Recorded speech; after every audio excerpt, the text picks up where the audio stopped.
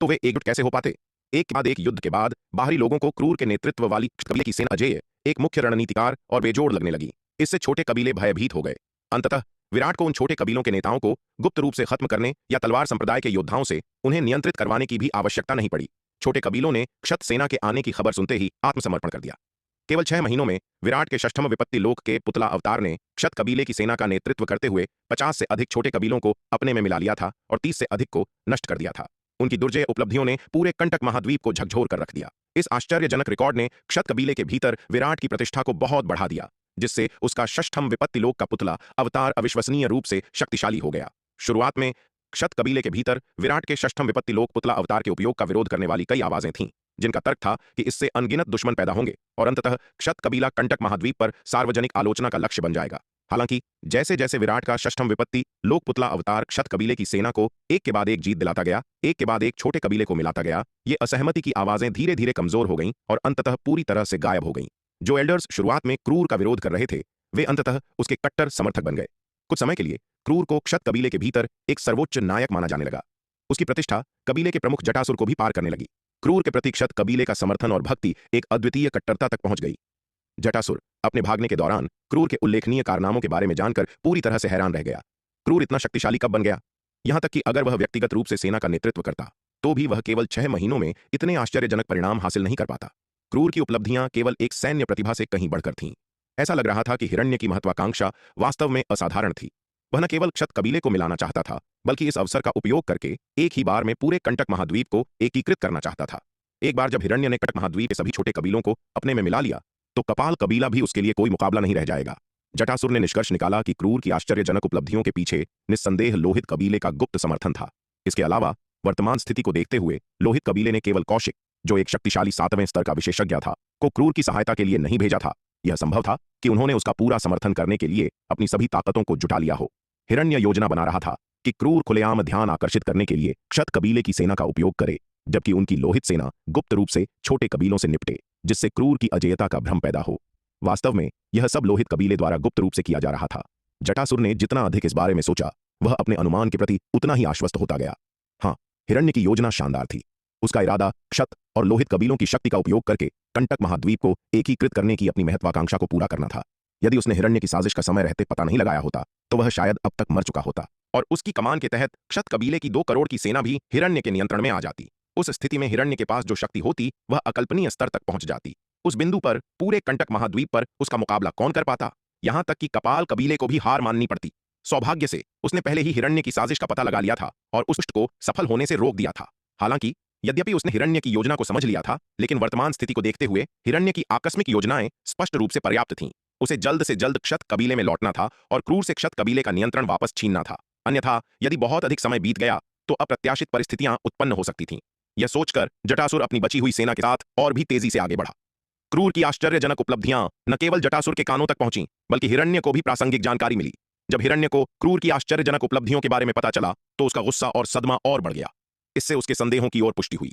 जटासुर निश्चित रूप से मनुष्यों के साथ मिली भगत कर रहा था और उसके पीछे निश्चित रूप से मानव समर्थन होना चाहिए।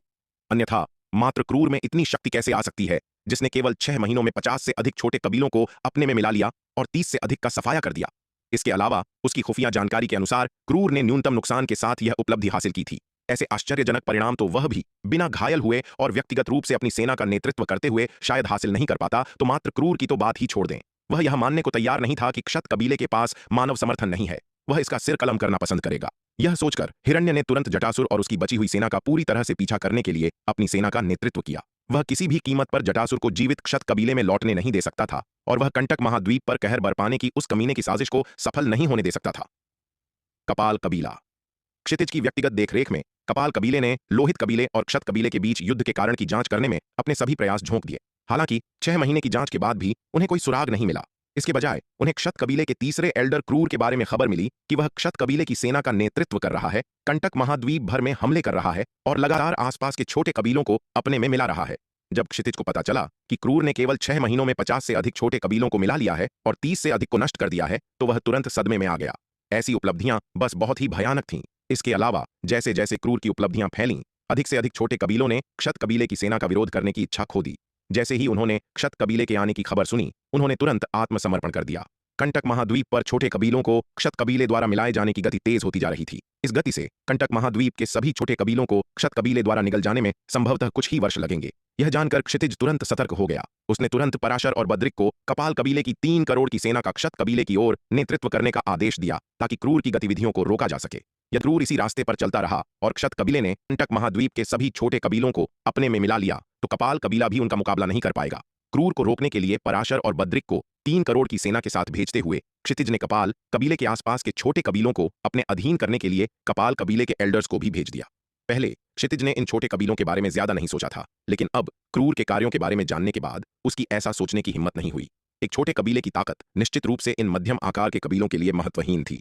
हालांकि यदि इन छोटे कबीलों की संख्या एक निश्चित स्तर तक पहुंच जाती है तो उनकी संयुक्त ताकत को कम करके नहीं आंका जाना चाहिए। पिछले 6 महीनों में पराशर और बद्रिक की जांच के आधार पर उन्होंने लोहित कबीले और क्षत कबीले के बीच लड़ाई की स्थिति को मोटे तौर पर स्पष्ट कर दिया है। शुरुआत में लोहित कबीला क्षत कबीले के हमले के खिलाफ पूरी तरह से नुकसानदेह स्थिति में था। यदि कुछ अप्रत्याशित नहीं हुआ होता तो लोहित कबीले की 1 करोड़ की सेना क्षत कबीले द्वारा कुचल दी जाती और यहां तक कि हिरण्य भी मारा जाता। लेकिन जब छोटे कबीलाई गठबंधन की सेनाएं शक्ति सिंधु महाद्वीप के अंधकार रसातल से लौटीं और लड़ाई में शामिल हुईं तो युद्ध का रुख तुरंत बदल गया। क्षत कबीला एक बहुत बड़े फायदे से गंभीर नुकसान की स्थिति में आ गया। अंततः छोटे कबीलाई गठबंधन के जुड़ने से क्षत कबीले की सेना हार गई। वह लड़ाई जटासुर के अपनी बची हुई सेना को पीछे हटने के साथ समाप्त हुई। इस लड़ाई ने कपाल कबीले के लिए एक महत्वपूर्ण चेतावनी के रूप में भी काम किया। एक छोटे कबीलाई गठबंधन की शक्ति को कम नहीं आंका जाना चाहिए। इसलिए जब क्षितिज ने केवल 6 महीनों में क्रूर की जबरदस्त उपलब्धियों के बारे में जाना तो वह शांत नहीं बैठ सका। उसने तुरंत कपाल कबीले के एल्डर्स को कार्रवाई करने और कंटक महाद्वीप के छोटे कबीलों को अपने अधीन करने का आदेश दिया। चूंकि क्रूर ने अभी तक बहुत अधिक छोटे कबीलों को नहीं मिलाया था, कपाल कबीले को भी अधिक से अधिक छोटे कबीलों को अपने नियंत्रण में लाने की आवश्यकता थी। कपाल कबीले के कार्रवाई शुरू करने के बाद कबीले तो पाया कि उसमें एक नक्शा था। नक्शे के साथ कुछ स्पष्टीकरण भी लिखे हुए थे। विराट का सोचना सही था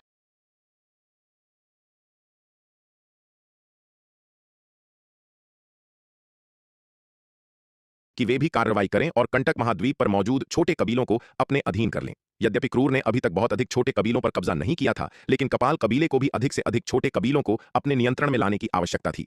कपाल कबीले की कार्रवाई शुरू होने के बाद कंटक महाद्वीप पर अचानक एक ऐसा दृश्य उत्पन्न हो गया जहां कपाल कबीला और क्षत कबीला, जो 2 मध्यम आकार के कबीले थे, छोटे कबीलों को निगलने के लिए पागलों की तरह लड़ रहे थे। कपाल कबीले के इन कदमों की खबर पूरे कंटक महाद्वीप में जंगल की आग की तरह फैल गई। विराट को जब यह समाचार मिला तो वह जरा भी चिंतित नहीं हुआ, बल्कि वह बहुत प्रसन्न था। उसने कंटक महाद्वीप भर में अभियानों पर क्षत कबीले की सेना का नेतृत्व किया था और लगातार छोटे कबीलों को अपने अधीन किया था। उसका अंतिम लक्ष्य स्थिति को बाधित करना और कंटक महाद्वीप के अंधकार दानवों को आपस में लड़ाकर कमजोर करना था। कपाल कबीले की यह हरकत कंटक महाद्वीप की इस अराजकता की आग में केवल घी डालने का काम करेगी। विराट को इस बात की कोई चिंता नहीं थी कि छोटे कबीलों को निगलने के बाद कपाल कबीला और अधिक शक्तिशाली हो जाएगा। भले ही कपाल और क्षत कबीले अंततः आपस में टकरा जाएं, लेकिन यह टकराव अंततः कंटक के अंधकार दानवों को ही कमजोर करेगा। चाहे किसी भी पक्ष को नुकसान हो, विराट यह देखकर खुश ही होगा। इसके अलावा क्या कपाल कबीले को सच में लगता था कि छोटे कबीलों के आत्मसमर्पण को स्वीकार करके वे वास्तव में उनकी शक्ति को अपने नियंत्रण में ला सकते हैं? वे बहुत ही भोले थे। भले ही वे छोटे कबीले अस्थायी रूप से कपाल कबीले के सामने आत्मसमर्पण कर दें, फिर भी वह उनके बीच घुसपैठ कर सकता है, चुपके से उनके नेताओं को खत्म कर सकता है और उनकी जगह शक्ति सिंधु महाद्वीप के योद्धाओं को स्थापित कर सकता है। आत्मसमर्पण करने वाले ये छोटे कबीले अंततः कपाल कबीले के भीतर छिपी एक घातक शक्ति बन जाएंगे। यदि किसी महत्वपूर्ण क्षण में शक्ति सिंधु महाद्वीप के योद्धाओं ने इन छोटे कबीलों को कपाल कबीले पर जवाबी हमला करने के लिए इस्तेमाल किया तो यह उनके लिए एक बहुत बड़ा और गंभीर झटका होगा। कंटक महाद्वीप में विराट की सफलता और उसकी योजनाओं के सुचारू रूप से लागू होने के पीछे उसके 4 सबसे शक्तिशाली हथियारों का हाथ था। पहला थी उसकी अदृश्य तकनीक, जो विराट को अपनी आभा को पूरी तरह से छिपाने की अनुमति देती थी, जिससे दूसरों के लिए उसे पहचान पाना बेहद मुश्किल हो जाता था। दूसरा था अदृश्य ताबीज, जिससे विराट अपने निशानों को मिटा सकता था। अदृश्य तकनीक और अदृश्य ताबीज का यह संयोजन किसी के भी ठिकाने को छिपाने का एक अचूक तरीका था। इन्हीं 2 तरीकों की बदौलत विराट बिना किसी की नजर में आए आसानी से उन छोटे कबीलों में घुसपैठ कर सकता था और उनके नेताओं की हत्या कर सकता था। तीसरा था रूप परिवर्तन ताबीज, जो शक्ति सिंधु महाद्वीप के योद्धाओं को अंधकार दानव वंश के रूप में बदलने की अनुमति देता था, जिससे वे छोटे कबीलों को नियंत्रित कर सकते थे और उनकी शक्ति को अपना बना सकते थे। और चौथा था स्थानिक स्थानांतरण व्यूह, जो विराट के स्वर्ण नाग अवतार को ताबीज सेना का नेतृत्व करने और इन छोटे कबीलों के पास कहीं भी प्रकट होने की सुविधा देता था। स्थानिक स्थानांतरण व्यूह के व्यापक उपयोग ने विराट के स्वर्ण नाग अवतार की सेना को अद्वितीय गतिशीलता और अविश्वसनीय मार्चिंग गति प्रदान की थी। इन्हीं 4 चमत्कारी तरीकों के माध्यम से विराट की योजना सफलतापूर्वक लागू हुई थी, जिससे वह कंटक महाद्वीप पर हावी हो सका और उत्तर से दक्षिण तक अजेय शक्ति के साथ विजय प्राप्त कर सका। जब युद्ध का मैदान शक्ति सिंधु महाद्वीप से हटकर कंटक महाद्वीप में बदल गया तो विराट सभी बंधनों से मुक्त हो गया और अपनी रणनीतियों को पूरी तरह से लागू करने के लिए स्वतंत्र हो गया।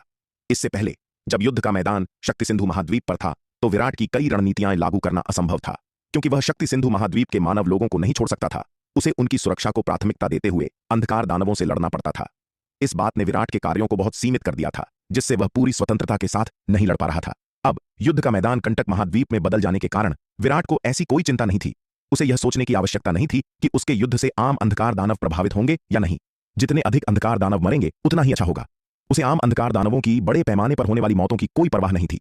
शक्ति सिंधु महाद्वीप पर आक्रमण के दौरान अंधकार दानवों ने मानवता के खिलाफ जिन क्रूर तरीकों का इस्तेमाल किया था, वे उसके वर्तमान तरीकों से कई गुना अधिक दुष्ट और निर्दयी थे। विराट को ऐसे दुष्ट और क्रूर दुश्मन के लिए कोई दया नहीं थी। उसका एकमात्र लक्ष्य उन्हें पूरी तरह से नष्ट करना था। विराट ने कपाल कबील हरकतों को नजरअंदाज किया और कंटक महाद्वीप के छोटे कबीलों को निगलने की अपनी योजना को जारी रखा। जैसे जैसे उसने अधिक से अधिक छोटे कबीलों पर कब्जा किया, कंटक महाद्वीप पर उसकी प्रतिष्ठा और भी मजबूत होती गई। अंततः उन छोटे कबीलों ने विरोध करने के विचार को भी मन में लाने की हिम्मत नहीं की। उसकी सेना जहां से भी गुजरती, छोटे कबीले बिना कुछ सोचे समझे आत्मसमर्पण कर देते। इससे विराट को उन छोटे कबीलों को और भी तेजी से अपने अधीन करने में मदद मिली। कपाल कबीले की हरकतों की खबर बहुत जल्द हिरण्य के कानों तक पहुंच गई। कपाल कबीले के इन कदमों के बारे में जानने के बाद हिरण्य अब और शांत नहीं बैठ सकता था। वह कपाल कबीले के इरादों को अच्छी तरह मध्यम आकार के कबीलों में से केवल एक ने ऐसा किया होता तो वे अभी भी विरोध करने के लिए एकजुट हो सकते थे। लेकिन जब तीनों मध्यम आकार के कबीलों ने एक साथ ऐसा किया तो वे विरोध करने में पूरी तरह से शक्तिहीन थे। हालांकि कंटक महाद्वीप पर कई छोटे कबीले थे, लेकिन उनकी शक्ति बहुत बिखरी हुई थी। अंततः वे केवल एक अव्यवस्थित भीड़ मात्र थे। इतने सारे छोटे कबीलों को एकजुट करने के लिए असाधारण तरीकों और साहस की आवश्यकता थी। यदि वे केवल एक मध्यम आकार के कबीले का विरोध कर रहे होते तो अपनी बिखरी हुई शक्ति के साथ भी वे किसी तरह स्थिति संभाल सकते थे, लेकिन एक साथ तीन मध्यम आकार के कबीलों का विरोध करना उनकी क्षमताओं से बाहर था। इसलिए इस स्थिति का सामना करते हुए छोटे कबीले केवल मध्यम आकार के कबीलों में से किसी एक में शामिल होने का विकल्प ही चुन सकते थे। इन तीन मध्यम आकार के कबीलों के संघर्ष के तहत कंटक महाद्वीप एक अभूतपूर्व अराजकता में डूब गया। इस क्षण कंटक महाद्वीप की स्थिति को बाधित करने का विराट का लक्ष्य प्रारंभिक रूप से प्राप्त हो चुका था। विराट का अगला लक्ष्य कंटक महाद्वीप के अंधकार दानव वंश को पूरी तरह से नष्ट करना है। बेशक इस लक्ष्य को प्राप्त करना आसान नहीं होगा। आखिरकार कपाल कबीला बेहद शक्तिशाली है और उसके पास क्षितिज जैसा नवम विपत्ति लोक का विशेषज्ञ भी है। कपाल कबीले को नष्ट करने के लिए अकेले क्षत कबीले द्वारा एकत्रित की गई अंधकार दानवों की शक्ति शायद पर्याप्त नहीं है। अंततः इस लक्ष्य को प्राप्त करने के लिए तलवार संप्रदाय की शक्ति को जोड़ने की आवश्यकता होगी। बेशक विराट को इस लक्ष्य को प्राप्त करने की कोई जल्दी नहीं थी, क्योंकि कंटक महाद्वीप के अंधकार दानवों से अब शक्ति सिंधु महाद्वीप की सुरक्षा को कोई खतरा नहीं था, इसलिए वह अपना समय ले सकता था। इसके अलावा वह कंटक महाद्वीप का उपयोग तलवार संप्रदाय के लिए एक प्रशिक्षण मैदान के रूप में कर सकता था, जिससे उसके योद्धाओं और सेना को वहां अपने कौशल को निखारने का मौका मिल सके। एक बार जब उसकी योजना पटरी पर आ गई तो विराट कंटक महाद्वीप पर नहीं रुका, बल्कि एकांत में साधना करने के लिए शून्य समाधि महाद्वीप पर सुवर्ण भूमि संप्रदाय लौट आया। उसका स्वर्ण नाग अवतार कंटक महाद्वीप का प्रबंधन करने में पूरी तरह से सक्षम था। उसके मुख्य शरीर को वहां रहने की कोई आवश्यकता नहीं थी। उसके मुख्य शरीर का सबसे महत्वपूर्ण कार्य अभी भी साधना करना ही था। यद्यपि शक्ति सिंधु महाद्वीप के लिए अंधकार दानवों का खतरा अस्थायी रूप से समाप्त हो गया था, लेकिन इसका मतलब यह नहीं था कि शक्ति सिंधु महाद्वीप चयन की सांस ले सकता था। दूर के खतरों को छोड़ भी दें तो महारक्तिम किले का खतरा अभी भी तलवार संप्रदाय पर काफी दबाव डाल रहा था, और भले ही महारक्तिम किले का खतरा हल हो जाए, फिर भी इसका मतलब यह नहीं था कि वह आराम कर सकता है। शक्ति सिंधु महाद्वीप की स्थिति का मतलब था कि विराट आराम करने की हिम्मत नहीं कर सकता था। कंटक महाद्वीप का अंधकार दानव वंश संपूर्ण तिमिर मंडल में केवल एक महत्वहीन शक्ति मात्र था। हालांकि अंधकार दानव वंश की वास्तविक ताकत कंटक महाद्वीप से कहीं अधिक थी। यहां तक कि अमरलोक के 9वें स्तर की स्वरा जैसी शीर्ष विशेषज्ञ भी अंधकार दानव वंश के खिलाफ लड़ाई में गंभीर रूप से घायल हो गई थी, जो यह दर्शाता है कि वे कितने शक्तिशाली थे। इसके अलावा शक्ति सिंधु महाद्वीप को न केवल अंधकार दानव वंश के खतरे का सामना करना पड़ा, बल्कि दक्षिण पूर्व में रक्त कबीले के खतरे का भी सामना करना पड़ा। तलवार संप्रदाय की वर्तमान ताकत के साथ ऐसे खतरनाक माहौल में खुद को सही मायने में बचाने के लिए यह बहुत कम था। इसलिए विराट ने केवल इसलिए आराम करने की हिम्मत नहीं की क्योंकि अंधकार दानव वंश का खतरा अस्थायी रूप से टल गया था। श्वेत हिम महाद्वीप सुवर्ण भूमि व्यापार मंडल एकांश। पिछले कुछ वर्षों में आपके उत्कृष्ट प्रदर्शन को देखते हुए उच्च अधिकारियों ने आपको पूर्वी नक्षत्र महाद्वीप के महाकौशल महाद्वीप में सुवर्ण भूमि व्यापार मंडल का अध्यक्ष नियुक्त करने का निर्णय लिया है, जो आज से प्रभावी होगा। हरे वस्त्र पहने एक बुजुर्ग ने एकांश को एक खर्रा सौंपा। यह खर्रा एकांश के लिए सुवर्ण भूमि व्यापार मंडल का स्थानांतरण आदेश था। धन्यवाद एल्डर जयवर्धन। यह सुनकर एकांश बहुत खुश हुआ। उसने हरे वस्त्र वाले बुजुर्ग से खर्रा लिया और उत्साह से कहा।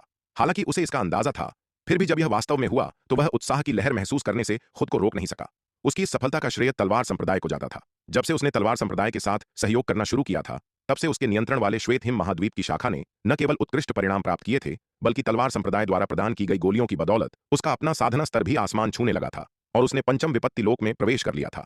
उसके जीवन का यह महत्वपूर्ण मोड़ उसी क्षण शुरू हुआ था जब वह विराट से मिला था। यह कहा जा सकता है कि विराट उसके जीवन में एक सच्चा तारणहार था। सागर, एकांश की सहायता करने में आपकी सराहनीय सेवा के सम्मान में आज से आप एकांश का स्थान लेंगे और श्वेत हिम महाद्वीप की सुवर्ण भूमि व्यापार मंडल शाखा के अध्यक्ष के पद पर पदोन्नत होंगे। एकांश के स्थानांतरण आदेश की घोषणा करने के बाद हरे वस्त्र वाले बुजुर्ग ने एक और खर्रा निकाला और उसे सागर को सौंप दिया। धन्यवाद एल्डर जयवर्धन। यह सुनकर सागर फूला नहीं समाया। उसने जल्दी से खर्रा ले लिया और हरे वस्त्र वाले बुजुर्ग को धन्यवाद दिया। आप दोनों ने बहुत अच्छा काम किया है। मुझे उम्मीद है कि आप अपने प्रयास जारी रखेंगे और भी बड़ा योगदान देंगे। स्थानांतरण आदेश की घोषणा करने के बाद हरे वस्त्र वाले बुजुर्ग ने एकांश और सागर की ओर देखा और कहा, जी एल्डर जयवर्धन, आपके अधीनस्थ एल्डर जयवर्धन की शिक्षाओं का पालन करेंगे और निश्चित रूप से बिना किसी ढिलाई के लगन और निष्ठा से काम करेंगे। हरे वस्त्र वाले बुजुर्ग की बातें सुनकर एकांश और सागर ने तुरंत सम्मानपूर्वक उत्तर दिया। हम बहुत अच्छा। उनका विनम्र रवैया देखकर हरे वस्त्र वाले बुजुर्ग ने संतुष्टि से सिर हिलाया। स्थानांतरण आदेश की घोषणा करने और एकांश व सागर को कुछ निर्देश देने के बाद हरे वस्त्र वाले बुजुर्ग वहां नहीं रुके और जल्दी से चले गए। वास्तव में यह हरे वस्त्र वाले बुजुर्ग का असली शरीर नहीं था जो यहां आया था, बल्कि केवल एक दिव्य चेतना अवतार था। इस हरे वस्त्र वाले बुजुर्ग का सुवर्ण भूमि व्यापार मंडल में एक उच्च पद था। अपने साधना स्तर के साथ वह संभवतः श्वेत हिम महाद्वीप पर सुवर्ण भूमि व्यापार मंडल के स्थानिक मार्ग से नहीं आ सकता था। आखिरकार श्वेत हिम महाद्वीप पर सुवर्ण भूमि व्यापार मंडल का स्थानिक मार्ग केवल पंचम विपत्ति लोक के मार्शल कलाकारों को ही समायोजित कर सकता था। दूसरी ओर हरे वस्त्र वाले बुजुर्ग का साधना स्तर पंचम विपत्ति लोक से कहीं अधिक था। हरे वस्त्र वाले बुजुर्ग के जाने के बाद सुवर्ण भूमि व्यापार मंडल के एल्डर्स ने एकांश और सागर को बधाई दी। एकांश और सागर बहुत खुश थे, इसलिए उन्होंने जश्न मनाने के लिए सुवर्ण भूमि व्यापार मंडल में एक भोज का आयोजन किया। इसके अलावा एकांश ने तुरंत शालिनी को इसके बारे में सूचित किया और उसे भोज में आमंत्रित किया। आखिरकार उसकी वर्तमान सफलता पूरी तरह से तलवार संप्रदाय के कारण थी। यद्यपि अब उसे पूर्वी नक्षत्र महाद्वीप के महाकौशल महाद्वीप में सुवर्ण भूमि व्यापार मंडल शाखा के अध्यक्ष के पद पर स्थानांतरित किया जा रहा था, लेकिन वह तलवार संप्रदाय के साथ अपना सहयोग नहीं तोड़ना चाहता था। जब तक वह तलवार संप्रदाय के साथ अपने सहयोगात्मक संबंध बनाए रखता, तब तक महाकौशल महाद्वीप में उसकी शाखा भी फलेगी और फूलेगी। एकांश का संदेश प्राप्त करने के बाद शालिनी ने तुरंत अपना काम एक तरफ रख दिया और तन्मय के साथ अंतर आयामी स्थानिक स्थानांतरण व्यूह के माध्यम से एक भोज के लिए श्वेत हिम महाद्वीप की यात्रा की। विराट सुवर्ण भूमि व्यापार मंडल के साथ सहयोग को बहुत महत्व देता था और शालिनी स्वाभाविक रूप से इसकी उपेक्षा करने की हिम्मत नहीं कर सकती थी। एकांश का पूर्वी नक्षत्र महाद्वीप के महाकौशल महाद्वीप में सुवर्ण भूमि व्यापार मंडल शाखा के अध्यक्ष पद पर पदोन्नत होना तलवार संप्रदाय के लिए भी एक बहुत अच्छी बात थी।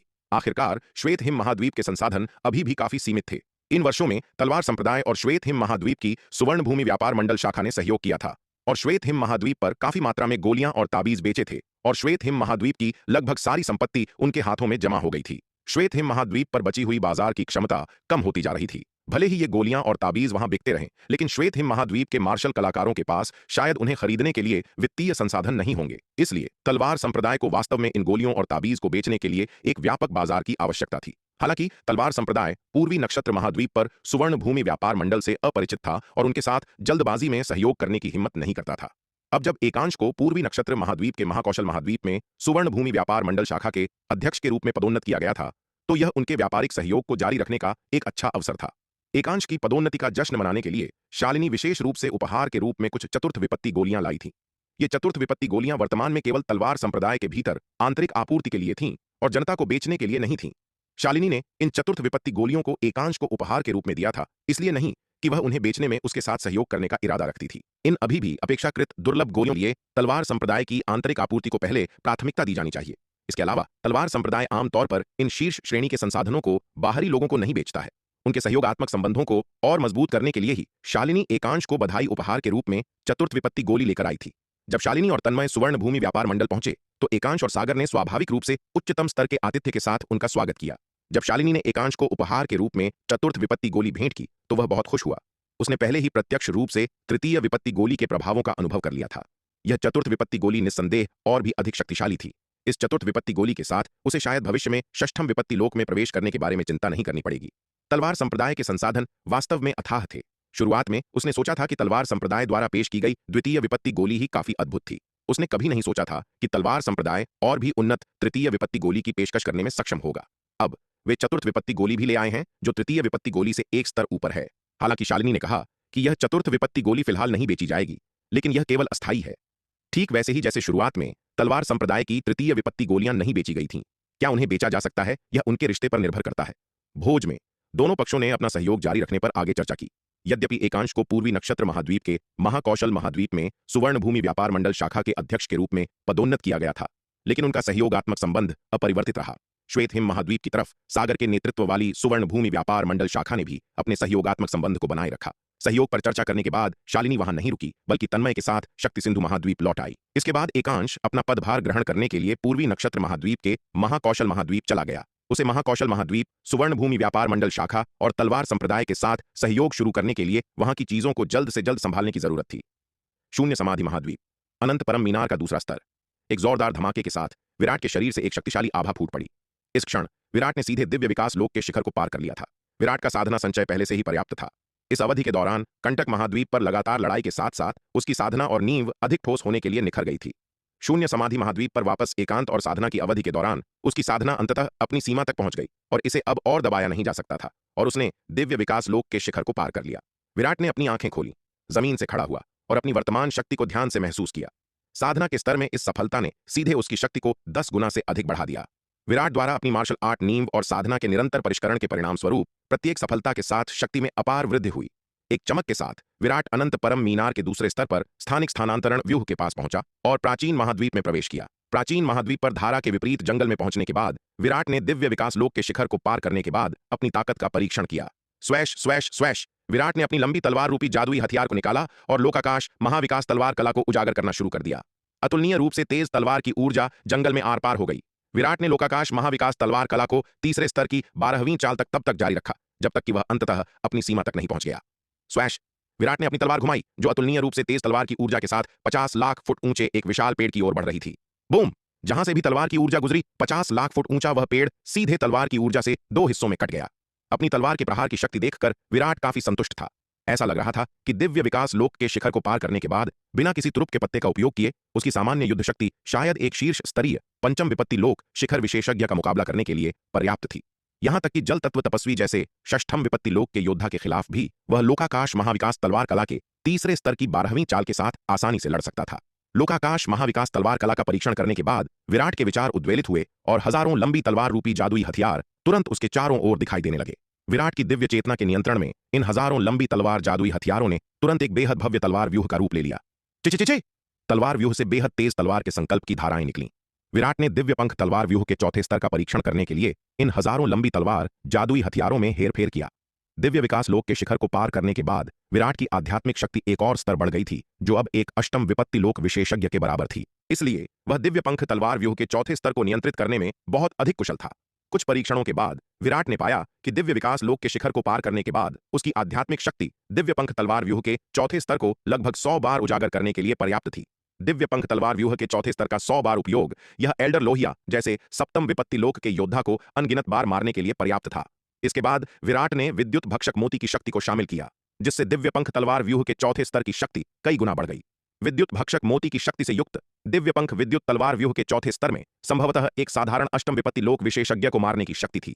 यहां तक कि जटासुर जैसा अष्टम विपत्ति लोक का अंधकार दानव भी दिव्य पंख विद्युत तलवार व्यूह के चौथे स्तर के एक भी प्रहार का सामना करने में सक्षम नहीं हो सकता था। विराट को लगा कि अपनी वर्तमान ताकत के साथ दिव्य पंख तलवार व्यूह के चौथे स्तर पर भरोसा करते हुए वह शायद लव जैसे शीर्ष स्तरीय सप्तम विपत्ति लोक विशेषज्ञ के खिलाफ लड़ने में सक्षम था। लव, विनीत और युगांत जैसे सप्तम विपत्ति लोक के विशेषज्ञों को स्वाभाविक रूप से सामान्य सप्तम विपत्ति लोक के योद्धाओं की युद्ध शक्ति से नहीं मापा जा सकता था। उनकी युद्ध शक्ति इतनी मजबूत थी कि न केवल सामान्य सप्तम विपत्ति लोक के योद्धा बल्कि अष्टम विपत्ति लोक के विशेषज्ञ भी उनके लिए कोई मुकाबला नहीं थे। जटासुर जैसे सामान्य अष्टम विपत्ति लोक अंधकार दानवों की तुलना में लव, विनीत और युगांत निस्संदेह अधिक मजबूत थे। विराट को विश्वास था कि वह जटासुर जैसे अष्टम विपत्ति लोक के अंधकार दानव को मार सकता है, लेकिन उसे यह विश्वास नहीं था कि वह लव, विनीत और युगांत जैसे विशेषज्ञों को हरा सकता है। अपनी ताकत का परीक्षण करने के बाद विराट ने जंगल में काटे गए बड़े पेड़ों को इकट्ठा किया, उन्हें अपने तृतीय विपत्ति दिव्य अस्त्र के स्थानिक बैग में डाल दिया और उन्हें वापस अनंत परम मीनार के दूसरे स्तर पर ले आया। अनंत परम मीनार के दूसरे स्तर पर लौटने के बाद विराट ने वहां तैर रहे नवम विपत्ति दिव्य अस्त्र बैंगनी बांस कोमल मेघ खड्ग की ओर देखा। इस नवम विपत्ति दिव्य अस्त्र को प्राप्त करने के बाद से विराट ने इसे परिष्कृत नहीं किया था, क्योंकि अपने पिछले साधना स्तर के साथ नवम विपत्ति दिव्य अस्त्र को परिष्कृत करना उसके लिए काफी कठिन था। लेकिन अब दिव्य विकास लोक के शिखर को पार करने के बाद उसकी दिव्य आत्मा की ताकत बहुत बढ़ गई थी, जिससे उसके लिए बैंगनी बांस कोमल मेघ खड्ग को परिष्कृत करने का प्रयास करना संभव हो गया था। विराट ने बैंगनी बांस कोमल मेघ खड्ग को परिष्कृत करने में पूरा 1 साल लगा दिया। आखिरकार बैंगनी बांस कोमल मेघ खड्ग एक शीर्ष स्तरीय नवम विपत्ति दिव्य अस्त्र था। यद्यपि विराट की वर्तमान आत्मा की शक्ति एक अष्टम विपत्ति लोक विशेषज्ञ के बराबर थी, इस तलवार को पूरी तरह से परिष्कृत करना आसान नहीं था। एक संक्षिप्त शोधन के बाद विराट रुक गया अब वह मूल स्तर पर बैंगनी बांस कोमल मेघ खड्ग का उपयोग कर सकता था। हालांकि विराट का इरादा अपने मुख्य शरीर द्वारा इस तलवार का उपयोग करने का नहीं था। इसके बजाय उसने इसे अपने स्वर्ण नाग अवतार को सौंप दिया। यद्यपि विराट की आत्मा की ताकत काफी अधिक थी, उसकी साधना केवल दिव्य विकास लोक के शिखर पर थी, जिससे उसके लिए बैंगनी बांस कोमल मेघ खड्ग की पूरी शक्ति को उजागर करना असंभव था। नागपाताल तलवार के विपरीत, जो एक आदिम जादुई हथियार था, बैंगनी बांस कोमल मेघ खड्ग अपने स्वामी को सक्रिय रूप से पहचानने के बाद स्वचालित रूप से अपनी शक्ति को उजागर नहीं करता था। अपने वर्तमान साधना स्तर के साथ वह शायद बैंगनी बांस कोमल मेघ खड्ग की शक्ति का 1000वां हिस्सा भी उजागर नहीं कर सकता था। हालांकि यदि इसे स्वर्ण नाग अवतार को दिया जाता तो वह तलवार की कुछ शक्ति को उजागर कर सकता था। वास्तव में समग्र शक्ति के मामले में विराट का मुख्य शरीर पहले से ही स्वर्ण नाग अवतार से अधिक मजबूत है। ऐसा इसलिए है क्योंकि दिव्य आत्मा की ताकत के मामले में विराट का मुख्य शरीर पहले से ही स्वर्ण नाग अवतार से अधिक मजबूत है। विराट का मुख्य शरीर स्वर्ण नाग अवतार की तुलना में अधिक बार दिव्य पंख तलवार व्यूह के चौथे स्तर को निष्पादित कर सकता है। इसके अलावा विराट के मुख्य शरीर के पास विद्युत भक्षक मोती जैसा खजाना है, जो उसे दिव्य पंख विद्युत तलवार व्यूह के उन्नत संस्करण को उजागर करने की अनुमति देता है। अधिकतम विनाशकारी शक्ति के मामले में मुख्य शरीर स्वर्ण नाग अवतार से अधिक मजबूत है। हालांकि सच्चे सार की विनाशकारी शक्ति के मामले में स्वर्ण नाग अवतार अभी भी अधिक मजबूत है। ऐसा इसलिए है क्योंकि विराट के मुख्य शरीर का साधना स्तर अभी भी बहुत कम है। भले ही उसने अभी अभी एक साधना स्तर को पार किया हो, वह वर्तमान में केवल दिव्य विकास लोक के शिखर पर है। उसका स्वर्ण नाग अवतार अब कम से कम तृतीय विपत्ति लोक के शिखर पर था। कंटक महाद्वीप पर योजना के अनुसार स्थिति पटरी पर आने के बाद विराट का स्वर्ण नाग अवतार भी कंटक महाद्वीप से निकल गया और शक्ति सिंधु महाद्वीप में लौट आया। अब षष्ठम विपत्ति लोक पुतला अवतार के कंटक महाद्वीप की स्थिति की देखरेख करने के साथ यह पर्याप्त से अधिक था। इसके अलावा उसके षष्ठम विपत्ति लोक के पुतला अवतार की सहायता शार्दूल, नीलिमा और माया जैसे शीर्ष स्तरीय दिग्गजों द्वारा की गई थी। जब तक उसे जटासुर और हिरण्य जैसे अष्टम विपत्ति लोक के दिग्गजों का सामना नहीं करना पड़ता, तब तक उसके षष्ठम विपत्ति लोक के पुतला अवतार को कोई समस्या नहीं होगी। यह स्वर्ण नाग अवतार के लिए पूर्वी सागर में प्राचीन ड्रैगन महल के खंडहरों में जाने का समय भी था, ताकि प्राचीन ड्रैगन महल के विरासत स्थल में गुफा के आत्मा से पूछताछ की जा सके कि पूर्वी सागर के ड्रैगन पूर्वजों ने किस तरह का अवसर पीछे छोड़ दिया था। वापस जब उसका स्वर्ण नाग अवतार पूर्वी सागर के प्राचीन ड्रैगन महल के खंडहरों से निकला था, तो उस विरासत स्थल में गुफा के आत्मा ने उसे बताया था कि यदि वह एक दिन तृतीय विपत्ति लोक को पार कर सकता है तो वह फिर से वापस जा सकता है, क्योंकि यह उसे पूर्वी सागर ड्रैगन कबीले के पूर्वजों द्वारा पीछे छोड़े गए एक अवसर को देगा। हालांकि तृतीय विपत्ति लोक को पार करने के बाद उसका स्वर्ण नाग अवतार नहीं जा सका और उसे अंधकार दानव वंश को शक्ति सिंधु महाद्वीप पर एक और हमला करने से रोकने के लिए पश्चिमी महाद्वीप में रहना पड़ा। अब जब शक्ति सिंधु महाद्वीप पर अंधकार दानव वंश का खतरा टल गया था, तो उसका स्वर्ण नाग अवतार अंततः स्वतंत्र था और पूर्वी सागर के प्राचीन ड्रैगन महल के खंडहरों की यात्रा करने का समय आ गया था। जब विराट का स्वर्ण नाग अवतार कंटक महाद्वीप से लौटा, तो विराट का मुख्य शरीर भी शून्य समाधि महाद्वीप से लौट आया और बैंगनी बांस कोमल मेघ खड्ग को स्वर्ण नाग अवतार को सौंप दिया। बैंगनी बांस कोमल मेघ खड्ग प्राप्त करने के बाद स्वर्ण नाग अवतार पूर्वी सागर के प्राचीन ड्रैगन महल के खंडहरों में चला गया। स्वर्ण नाग अवतार के जाने के बाद विराट शून्य समाधि महाद्वीप में अपनी एकांत साधना जारी रखने का इरादा रखता था, लेकिन उसी क्षण उसने शालिनी को दौड़ते हुए आते देखा। विराट, तुम आखिरकार वापस आ गए, शालिनी ने राहत की सांस लेते हुए कहा। वह काफी समय से विराट को एकांश की पूर्वी नक्षत्र महाद्वीप के महाकौशल महाद्वीप में सुवर्ण भूमि व्यापार मंडल शाखा के अध्यक्ष पद पर पदोन्नति के बारे में बताना चाहती थी। दुर्भाग्य से वह कुछ समय से उसे ढूंढ नहीं पा रही थी, इसलिए उसने सोनाली से कहा कि यदि विराट वापस आ जाए तो उसे तुरंत सूचित करे। बेशक अगर वह वास्तव में विराट को खोजना चाहती तो यह असंभव नहीं था। वह जानती थी कि विराट का स्वर्ण नाग अवतार कंटक महाद्वीप पर लड़ रहा था। वह सेनापति समीर से विराट के स्वर्ण नाग अवतार को लौटने का संदेश देने के लिए कह सकती थी। हालांकि यह मामला बहुत जरूरी नहीं था, इसलिए शालिनी ने इसके लिए विराट को परेशान नहीं किया। अब सोनाली का संदेश सुनकर कि विराट लौट आया है, वह जल्दी से आ गई। शालिनी, क्या तुम्हें किसी चीज की जरूरत थी? विराट ने उत्सुकता से पूछा। शालिनी का विशेष रूप से उसके आवाज पर उससे मिलने आना बहुत दुर्लभ था। आमतौर पर जब तक कि यह कोई जरूरी बात न हो, शालिनी, यामिनी, निहारिका और जनरल रिया जैसी महिलाएं स्वेच्छा से उसके आवाज पर शायद ही कभी आती थीं। ये महिलाएं यद्यपि ईर्ष्या और प्रतिद्वंद्विता से ग्रस्त थीं, लेकिन काफी गौरवान्वित और अहंकारी भी थीं। वे बहुत अधिक दब्बू नहीं दिखना चाहती थीं और अन्य महिलाओं द्वारा नीची नजर से देखा जाना पसंद नहीं करती थीं। ये सभी महिलाएं पहली पत्नी के पद के लिए कड़ा संघर्ष कर रही थीं, इसलिए इन महिलाओं के लिए उससे मिलने, उसके आवास पर आना अत्यंत असामान्य था। विराट एकांश को पूर्वी नक्षत्र महाद्वीप के महाकौशल महाद्वीप में सुवर्ण भूमि व्यापार मंडल शाखा के अध्यक्ष के रूप में पदोन्नत किया गया है। शालिनी ने बात को घुमाया नहीं और सीधे मुद्दे पर आ गई। मैं तुम्हें इसके बारे में काफी समय से बताना चाहती थी, लेकिन तुम शक्ति सिंधु महाद्वीप में नहीं थे और मैं तुमसे संपर्क नहीं कर पा रही थी। ओह, अध्यक्ष एकांश वास्तव में पदोन्नत हो गए हैं। शालिनी के शब्द सुनकर विराट की आंखें आश्चर्य से चमक उठीं। एकांश की पदोन्नति तलवार संप्रदाय के लिए भी एक बहुत अच्छी बात थी। इसका मतलब था कि सुवर्ण भूमि व्यापार मंडल के साथ उनके सहयोग को एक उच्च स्तर तक ले जाया जा सकता है। तलवार संप्रदाय के बहुत सारे रहस्य थे और विराट ने सुवर्ण भूमि व्यापार मंडल के अन्य सदस्यों के साथ आसानी से सहयोग करने की हिम्मत नहीं की, लेकिन वह एकांश को अंदर बाहर से जानता था और उस पर पूरी तरह से भरोसा कर सकता था। इसलिए सुवर्ण भूमि व्यापार मंडल में एकांश का पद जितना ऊंचा होगा, वह उनके तलवार संप्रदाय के लिए उतना ही महत्वपूर्ण होगा। शालिनी इस मामले के महत्व को अच्छी तरह से जानती थी। यही कारण है कि उसने विराट को खोजने और उसे इसके बारे में बताने के लिए एक विशेष यात्रा की। हाँ, उसने एक उत्सव भोज का आयोजन किया और मुझे आमंत्रित किया। मैं उपहार के रूप में कुछ चतुर्थ विपत्ति गोलियां ले गई। क्या यह ठीक है? शालिनी ने विराट से पूछा। विराट ने बैंगनी बांस कोमल मेघ खड्ग को परिष्कृत करने में पूरा 1 साल बिताया। बैंगनी बांस कोमल मेघ खड्ग आखिरकार एक शीर्ष स्तरीय नवम विपत्ति दिव्य अस्त्र था। यद्यपि विराट की वर्तमान आत्मा शक्ति एक अष्टम विपत्ति लोक विशेषज्ञ के बराबर थी, इस बैंगनी बांस कोमल मेघ खड्ग को पूरी तरह से परिष्कृत करना आसान नहीं था। बैंगनी बांस कोमल मेघ खड्ग को परिष्कृत करने के बाद विराट रुक गया और इसे परिष्कृत करना जारी नहीं रखा। इस प्रारंभिक शोधन के बाद वह बैंगनी बांस कोमल मेघ खड्ग का मूल स्तर पर उपयोग कर सकता था। हालांकि विराट का इरादा अपने मुख्य शरीर के लिए बैंगनी बांस कोमल मेघ खड्ग का उपयोग करने का नहीं था। इसके बजाय उसने इसे अपने स्वर्णनाग अवतार को दे दिया। यद्यपि विराट की वर्तमान आत्मा शक्ति काफी दुर्जेय है, उसका साधना स्तर केवल दिव्य विकास लोक के शिखर पर है, जिससे उसके लिए बैंगनी बांस कोमल मेघ खड्ग की पूरी शक्ति को उजागर करना असंभव हो गया है। नागपाताल तलवार के विपरीत, जो एक आदिम जादुई हथियार है और सक्रिय रूप से अपने स्वामी को पहचानने के बाद सक्रिय हो सकती है, बैंगनी बांस कोमल मेघ खड्ग ऐसी चीज नहीं है जिसका वह सक्रिय रूप से अपने स्वामी को पहचानने के बाद पूरी तरह से उपयोग कर सके। अपने वर्तमान साधना स्तर के साथ वह शायद इसकी शक्ति का 1000वां हिस्सा भी उजागर नहीं कर सकता था। हालांकि यदि इसे स्वर्ण नाग अवतार को दिया जाता है तो यह बैंगनी बांस कोमल मेघ खड्ग की कुछ शक्ति को उजागर कर सकता है। वास्तव में समग्र शक्ति के मामले में विराट का असली शरीर पहले से ही स्वर्ण नाग अवतार से अधिक मजबूत है। ऐसा इसलिए है क्योंकि आत्मा की ताकत के मामले में विराट का असली शरीर पहले से ही स्वर्ण नाग अवतार से अधिक मजबूत है। विराट का असली शरीर स्वर्ण नाग। विराट से पूछा। बेशक, कोई समस्या नहीं है, विराट ने मुस्कुराते हुए कहा। तुम खुद निर्णय ले सकती हो, मुझसे पूछने की कोई जरूरत नहीं है। चूंकि उसने खजाना विभाग और शालिनी मंडप को शालिनी को सौंप दिया था, इसलिए उसे शालिनी पर पूर्ण विश्वास था। इसके अलावा शालिनी ने इतने वर्षों तक खजाना विभाग और शालिनी मंडप का प्रबंधन किया था।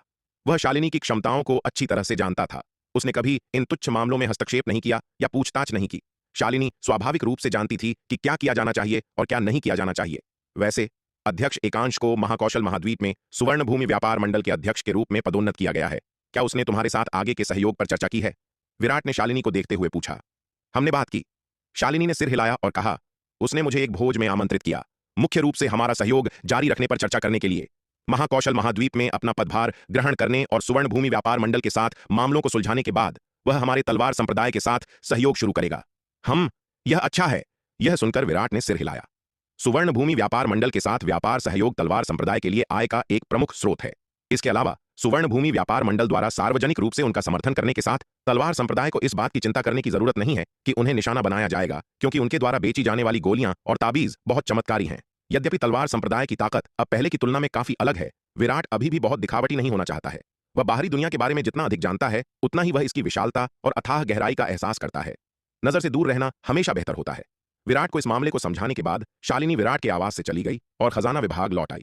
शालिनी के चले जाने के बाद विराट ने भी अपना आवास छोड़ दिया और सुवर्ण भूमि संप्रदाय में एकांतवास में जाने और साधना करने के लिए अंतर आयामी स्थानिक स्थानांतरण व्यूह के माध्यम से शून्य समाधि महाद्वीप में प्रवेश किया। शक्ति सिंधु महाद्वीप, पूर्वी सागर, प्राचीन ड्रैगन महल के खंडहरों का स्थल। जब विराट का स्वर्ण नाग अवतार फिर से उस विशाल हॉल में दाखिल हुआ तो एक सफेद वस्त्र पहने आदमी तुरंत हवा से प्रकट हुआ। विराट, तुम यहां इतनी जल्दी क्यों आ गए? सफेद वस्त्र पहने आदमी ने विराट के स्वर्ण नाग अवतार को देखते हुए पूछा। विराट के स्वर्ण नाग अवतार को आखिरी बार यहां से गए केवल 30 वर्ष ही बीते थे। इतने कम समय में विराट की साधना ने कितनी प्रगति की होगी? वरिष्ठ, क्या आपने पहले नहीं कहा था कि जब मैं तृतीय विपत्ति लोक में प्रवेश कर लूंगा तो मैं यहां फिर से आ सकता हूं? विराट के स्वर्ण नाग अवतार ने मुस्कुराते हुए कहा। मैंने ऐसा कहा था, लेकिन क्या तुमने अभी तक तृतीय विपत्ति लोक को पार कर लिया है? सफेद वस्त्र पहने आदमी ने भौहें सिकोड़ते हुए पूछा। बेशक, विराट के स्वर्ण नाग अवतार ने मुस्कुराते हुए कहा। यदि मैंने तृतीय विपत्ति लोक को पार नहीं किया होता तो मैं आपको फिर से परेशान करने की हिम्मत कैसे करता, वरिष्ठ? इसके साथ विराट के स्वर्ण नाग अवतार से एक शक्तिशाली आभा फूट पड़ी। इस क्षण विराट के स्वर्ण नाग अवतार ने अब अपने साधना स्तर को नहीं छिपाया और सीधे उस इस क्षण विराट के स्वर्ण नाग अवतार ने अब अपने साधना स्तर को नहीं छिपाया और सीधे उसे प्रदर्शित किया। विराट के स्वर्ण नाग अवतार से निकलने वाली शक्तिशाली आभा को देखकर सफेद वस्त्र पहने आदमी तुरंत दंग रह गया। यह यह यह कैसे संभव है? सफेद वस्त्र पहने आदमी ने अविश्वास से भरे चेहरे के साथ विराट के स्वर्ण नाग अवतार की ओर देखा और कहा, तुम्हारी साधना की गति इतनी तेज कैसे हो सकती है? 30 वर्ष से अधिक समय पहले जब विराट का स्वर्ण नाग अवतार इस विरासत भूमि से निकला था तो उसने महाविपत्ति लोक को भी पार नहीं किया था, लेकिन अब केवल 30 वर्ष का एक छोटा सा समय बीता था और विराट ने न केवल महाविपत्ति लोक को पार किया था बल्कि तृतीय विपत्ति लोक को भी पार कर लिया था। इस तरह की साधना की गति अविश्वसनीय थी। यह समझना महत्वपूर्ण है कि महाविपत्ति लोक तक पहुंचना अविश्वसनीय रूप से कठिन है, जिसमें प्रत्येक सफलता असाधारण रूप से चुनौतीपूर्ण होती है। यहां तक कि सबसे प्रतिभाशाली मार्शल आर्ट विलक्षणों को भी एक ही सफलता का प्रयास करने के लिए अनगिनत वर्षों की आवश्यकता होती है। किसी ऐसे व्यक्ति के लिए जो महाविपत्ति लोक में भी नहीं था, उसका केवल 30 से अधिक वर्षों में तृतीय विपत्ति लोक तक पहुंचना पूरी तरह से अभूतपूर्व और अनसुना है। विराट के स्वर्णनाग अवतार के साथ जो हुआ वह सफेद वस्त्र पहने आदमी की समझ से पूरी तरह परे था। मैंने न केवल तृतीय विपत्ति लोक को पार किया, बल्कि मैंने दिव्य नाग के 9 रूप के तीसरे रूप को 9वें स्तर तक भी साध लिया है। सफेद वस्त्र पहने आदमी के अपने सदमे से उबरने से पहले ही विराट के स्वर्णनाग अवतार ने एक और भी बड़ा धमाका कर दिया। क्या तुमने दिव्य नाग के 9 रूप के तीसरे रूप को 9वें स्तर तक साध लिया है? यह सुनकर सफेद वस्त्र पहने आदमी और भी ज्यादा हैरान रह गया। यह जानना महत्वपूर्ण है कि उस ड्रैगन पूर्वज को छोड़कर जो दिव्य नाग के 9 रूप को बाहरी अंतरिक्ष से वापस लाया था, शक्ति सिंधु महाद्वीप में किसी अन्य ड्रैगन ने कभी भी दिव्य नाग के 9 रूप के तीसरे रूप को 9वें स्तर तक नहीं साधा है। यहां तक कि पूर्वी सागर ड्रैगन कबीले का अंतिम मुखिया भी केवल 7वें स्तर तक ही पहुंच पाया था, 9वें तक नहीं। बिल्कुल। विराट के स्वर्ण नाग अवतार ने सिर हिलाया और कहा, वरिष्ठ कृपया देखें। फिर विराट के स्वर्ण नाग अवतार ने दिव्य नाग के 9 रूप के तीसरे रूप का 9वां स्तर प्रदर्शित किया। विराट के लिए दिव्य नाग के 9 रूप के तीसरे रूप को 9वें स्तर तक साधना कोई मुश्किल काम नहीं था। यदि दिव्य नाग के 9 रूप के लिए बाद की तकनीकों की कमी नहीं होती, तो वह तृतीय विपत्ति लोक में फंसे रहने के बजाय पहले ही चतुर्थ विपत्ति लोक को पार कर चुका होता।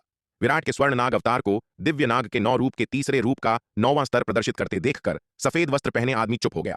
लंबे समय के बाद उसने अपने हाथ जोड़े, विराट के स्वर्ण नाग अवतार को गहराई से नमन किया और सम्मानपूर्वक पुकारा, मालिक।